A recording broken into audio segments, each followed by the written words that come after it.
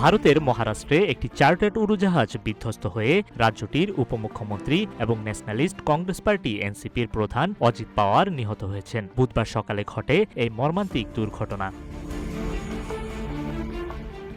এনডিটিভির তথ্য অনুযায়ী দুর্ঘটনায় অজিত পাওয়ার সহ মোট ৫ জন প্রাণ হারান। নিহতদের মধ্যে ছিলেন পাইলট, ফার্স্ট অফিসার, অজিত পাওয়ারের ব্যক্তিগত নিরাপত্তা কর্মকর্তা এবং তার এক সহকারী।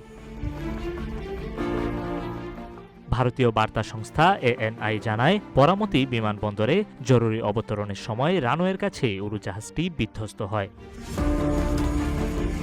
কিউব হোল্ডিংসের গল্পে সেই রেখাটি আঁকা হয়েছিল আজ থেকে ১ যুগ আগে। নকশাই আমাদের ভাষা। Cube holdings limited. বিমানটি সকাল ৮টায় মুম্বাই থেকে বরামতির উদ্দেশ্যে রওনা দেয়। স্থানীয় সময় সকাল ৮:৩০টার দিকে বিমানটি দুর্ঘটনায় পড়ে। প্রাথমিক তথ্য অনুযায়ী জেলা পরিষদ নির্বাচন সামনে রেখে দলের পক্ষে একাধিক জনসভায় যোগ দিতে বরামতি যাচ্ছিলেন অজিত পাওয়ার। সেদিন তার ৪টি জনসভায় অংশ নেয়ার কথা ছিল। ভারতের বেসামরিক বিমান পরিবহন কর্তৃপক্ষ জানায়, উড়োজাহাজটির কোনো আরোহী দুর্ঘটনা থেকে বেঁচে নেই। অনলাইনে ছড়িয়ে পড়া ভিডিওতে বিধ্বস্ত উড়োজাহাজের ধ্বংসস্তূপে আগুনে জ্বলতে এবং ঘন ধোঁয়া উঠতে দেখা যায়, যা দুর্ঘটনার ভয়াবহতার চিত্র তুলে ধরে।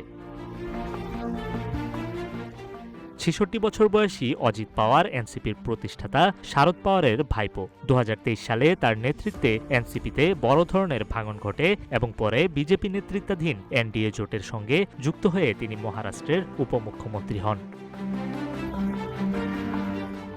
নিউজ ডেস্ক, রূপালী বাংলাদেশ।